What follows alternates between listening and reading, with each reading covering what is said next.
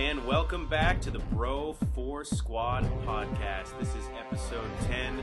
We are so glad you guys joined us. I'm your host, Jeff Hornacek.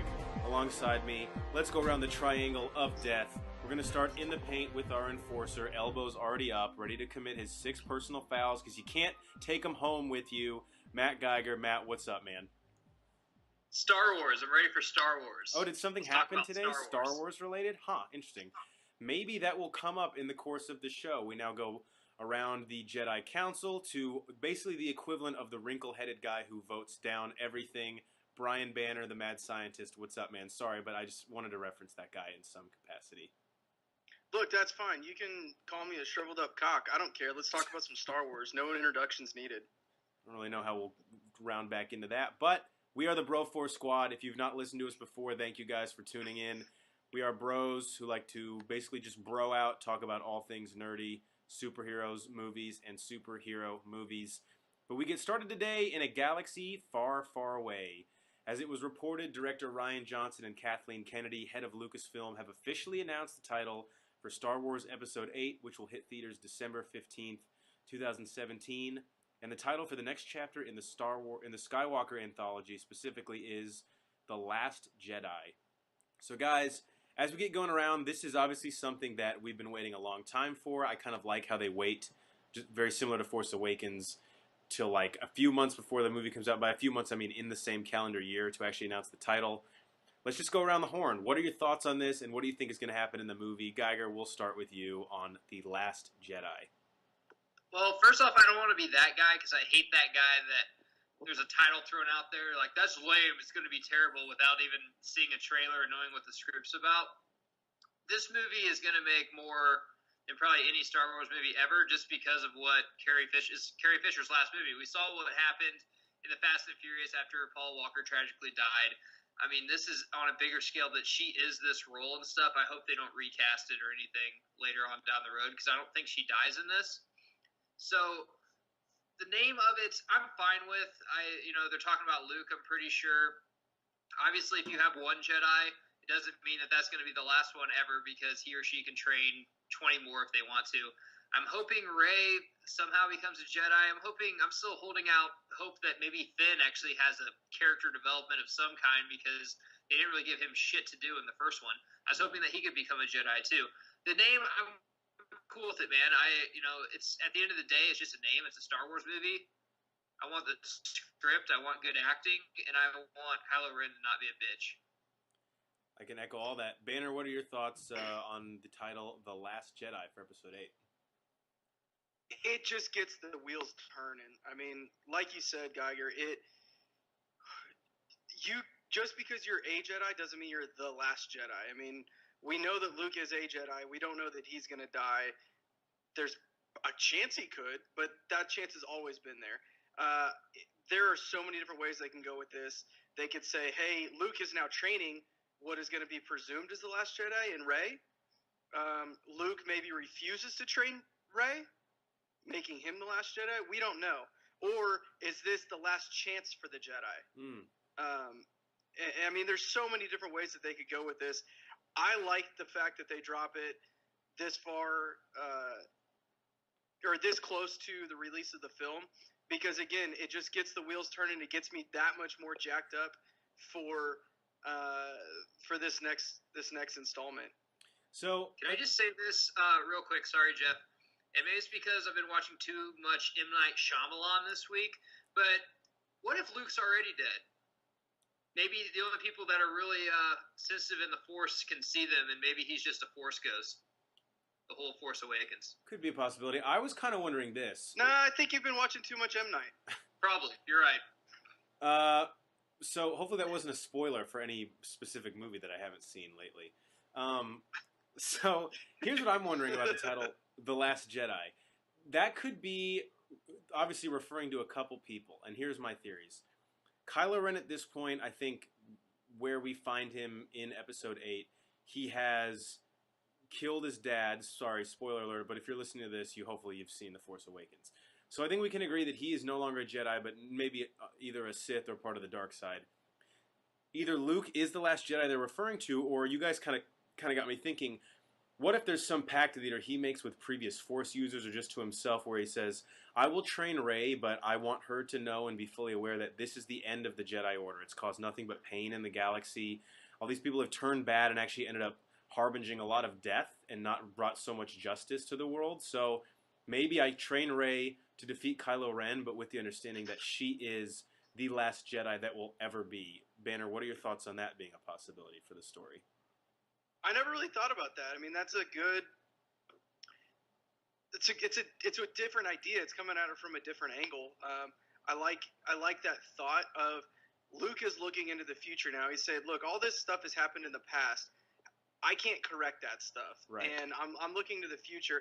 What can I do to better this world or this galaxy that I live in, and better it for the people that I love and their loved ones? I mean, you have to assume that he still loves Leia and Chewbacca and those guys, even Lando to an extent. If Lando, isn't balls deep in a hooker's crack right now, when isn't he though?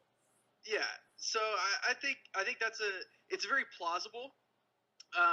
And then they could take it another way where, okay, whatever happens in episode 9, and then they go straight on to episode 10 where Rey is now conflicted of, well, do I train somebody? Do I not train somebody? Right. So that's a very good way for them to continue the story.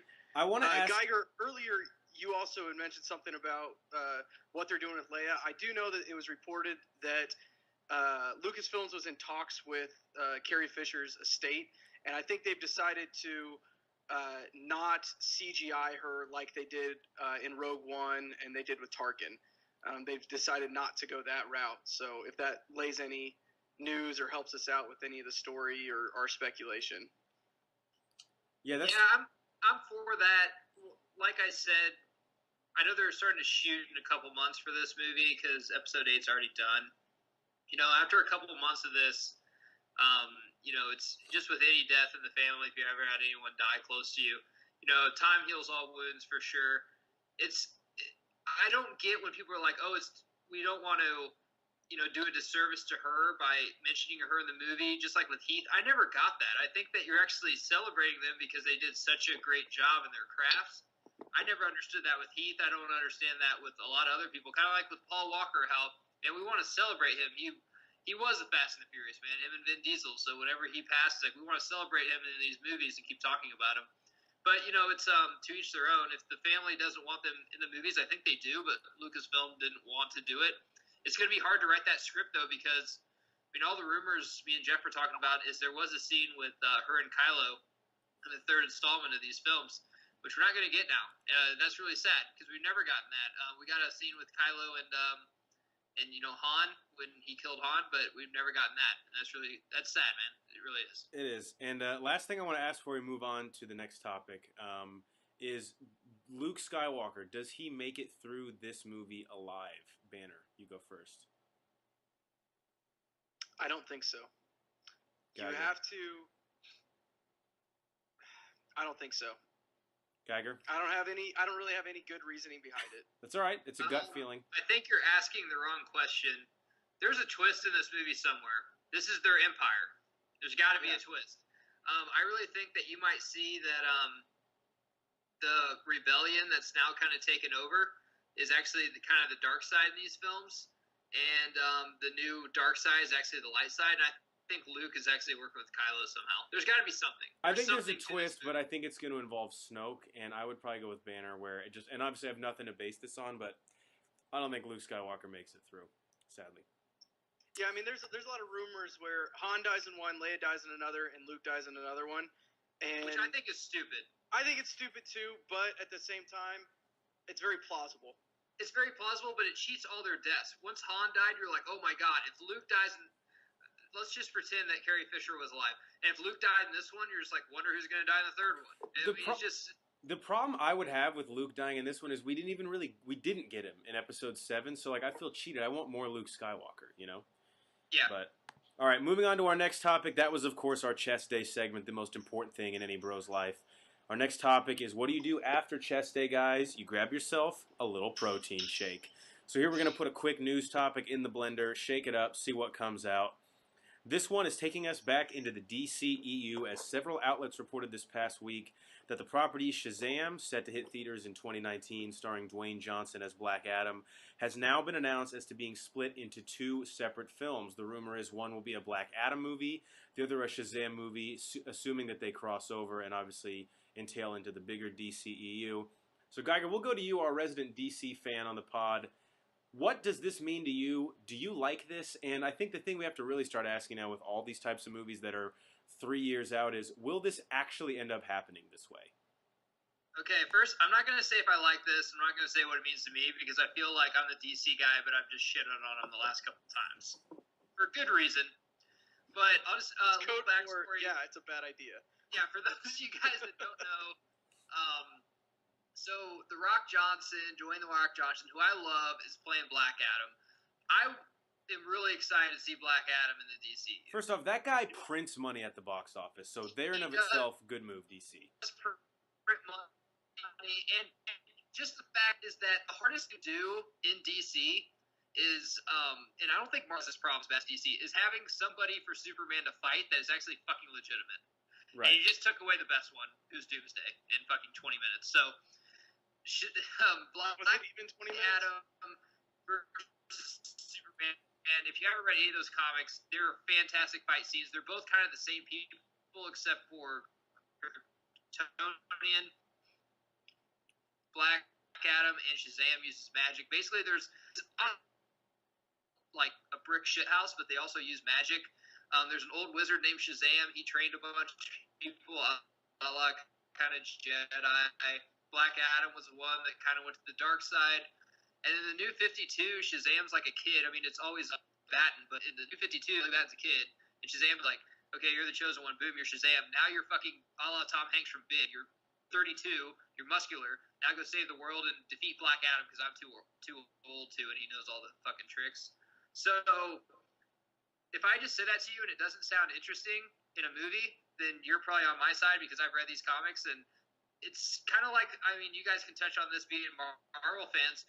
There's a lot of cool people that are like, man, I can't wait to see them fight Spider-Man. But you want two movies about him? Probably not. I can't believe they're doing two movies. The only reason they're doing two movies is because Dwayne The Rock Johnson signed on, just like they're doing a Deadshot movie because of Will Smith. I like the actors they're getting, but get them in the roles that deserve films. I mean, we haven't gotten a Flash film yet. That thing's an uber fucking mess. I mean, we could do origin movies on the Joker or something like that. There's just stuff that they're doing that I'm not really understanding. Do I want a Shazam Black Adam movie? Sure. Do we need two? Absolutely not. Just get Black Adam. People know Black Adam, then have him fight Superman. That's pretty much all I care about. So step one was smart. Get a noticeable name who's a hot actor into the role who will put butts in seats at the theater. Check. In Dwayne The Rock Johnson. Part two, we don't really know how it connects to anything else yet. I'm not sure they do. I hope they do. But my third thing is, this movie is not set for release until 2019. If I had to guess, and if you made me bet the farm right now whether this will or won't end up being two movies, I'd say no. If there are any properties to split into two, they started with Justice League, but we'll see how that experiment goes. I'm sure it'll make bank at the box office, but I can't imagine that of all their heroes, Shazam and Black Adam are the ones that they want to capitalize on and spend extra time in production, marketing, and then also tying up box office spots for. So I don't think it'll happen in two parts. I have a feeling the scripts will come together somehow before and we'll still get a good movie. At least I have high hopes for it. But at this point, I just think this is a little premature. I don't think it'll end up happening that way. Yeah, I mean, I think it's cool that they got The Rock to sign on and to do this. And like you said, it's definitely going to put butts in the seats. But it's kind of a common theme here with all the DCEU movies. Is there an end game? Do they actually have a plan, or are they just like throwing a bunch of shit on the wall and seeing what sticks? And that's kind of what it feels like to me, is that they're just throwing everything up there, going, oh, hey, how much buzz is this going to get in the media? We're going to make two movies. Ooh, that's a negative reaction? All right, never mind, it's going to be one movie. Oh, it's going to be only a Black Adam movie. We're not even going to have Shazam in it. No, that didn't work. Okay, we have to have Shazam in it. Are we going to do the New 52 and have it be a kid and an adult? No, that didn't really work either. So it just kind of seems like they're drawing at straws here. Two problems I have. I'll end with this. Two problems I have is with the New 52. I think that's what they're going off of because Jeff Johns is basically at the head of the chair now. So I thought The Rock was playing Black Adam and Shazam, just basically because in the first movie. That was rumored for a long time, yeah. Yeah, because he was Shazam and then he turned evil into Black Adam. And then you get, but I didn't know they were going to make 2 movies. So apparently you get a new Shazam or he's just Black Adam to start with. That's one thing. And the other thing I have a big problem with is that the Green Lantern is rumored that they're going to have Stewart and Hal Jordan. And now we're going to have Shazam and Black Adam. It's just going to be soon before Justice League comes out. Everyone's like, man, Barry Allen sucks. So then we're going to have Wally West. And then, like I said, in Batman vs. Superman, it wasn't Lex Luthor. It's Alexander Luthor Jr. So we might have another Lex Luthor. I'm like, why not just pick one? Just like Spider-Man. We don't need Miles in there. Just do Spider-Man and do it right. And I know Warner Brothers is listening to me because I was against Batman vs. Superman. I love the movie. But I was against it once it came out. I said, we need a Man of Steel 2. We need to develop characters like Marvel does. And we need a standalone Batman film before we do Batman vs. Superman if we're going to do a new Batman, if we're not going to have Christian Bale carry it over. So they listened to me like, cool, we're going to develop characters. We'll do 2 fucking Shazam movies. I'm like, who's ever asked for that? I'm like, it just fucking makes me insane. But I'm going in hopeful, and I want to see The Rock, so it might be good. I don't know. I still have a feeling, too, that we might get the Flash movie also be the Flash Cyborg kind of a buddy cop film. Yeah, and it'll suck. Because it'll be like a Lethal Weapon. They're not even thinking about that right now, so they're gonna throw that together and try to piece together. And it'll be worse than Suicide Squad. Mark it right now, guarantee you. And that's sad because I love the Flash. All right, guys, that's it for our protein shake segment. On to our last topic, our fan interaction portion, and we're gonna turn this on ourselves and ask ourselves a question that all bros always ask: do you even lift, bruh? Bruh? So our question today comes from Brooke Banner. And she asks us, this is really shifting gears, but a topical movie discussion nonetheless. And she says, do you like how Disney is turning their classic animated movies into live-action adaptations? Examples, Cinderella, The Jungle Book, the soon-to-be-released Beauty and the Beast, and the recently announced Lion King, which I still don't know how the fuck that's going to work, considering there's no human in the actual movie. Like, how is that quote-unquote live-action if it's all CGI? So I'll go first here. Saw Cinderella. It was fine. The Jungle Book was very good. And just in terms of what it did for filmmaking, I am jacked up about Beauty and the Beast. But the ones they're making, like The Lion King going forward, doesn't really excite me. I love the animated one. Don't know how it would work live action. Give me Aladdin, and now we can fucking talk. Because that would get me fucking jacked up. I don't know about you guys. Banner, what do you think? Yeah, it seems to be kind of every other for me. Right. Alice in Wonderland. Maleficent too. I realized we left out, but that was that was another one. Alice in Wonderland, it was kind of middle of the pack. Cinderella, I actually forgot about it, but yeah, I mean, I enjoyed it. Jungle Book fucking rocked my world. I loved that movie. Yeah, I thought it was fantastic. I'm really excited about Beauty and the Beast. I think that was my most anticipated in our 2017 preview show. Had to do some climbing to beat Split, though. But yeah, man, it was that's a whole nother. Which I swear to God, if you just spoiled the ending to that, I'm gonna kill you. To me, Jeff hasn't seen it yet. But yeah, like you said, if they give me an Aladdin or like a Hercules, dude, I would love to see a Hercules movie. That'd be incredible. A live action. I think like one that's a little bit more campy, a musically like the cartoon, not that Hercules movie that we got with The Rock. I mean, it was that was terrible. Yeah, but I like it. I think that they have enough other stuff going on, like with pirates and stuff, that they can afford to do this, and they're getting good big name people to do these movies. Yeah, I don't think Disney is going bankrupt anytime soon. Geiger, you have any thoughts on this? Disney are cash whores. They need to stop all of this, and this is a couple of reasons. One, I'll touch on Lion King. They're going to recast that, and Jeremy Irons and James Earl Jones are still alive.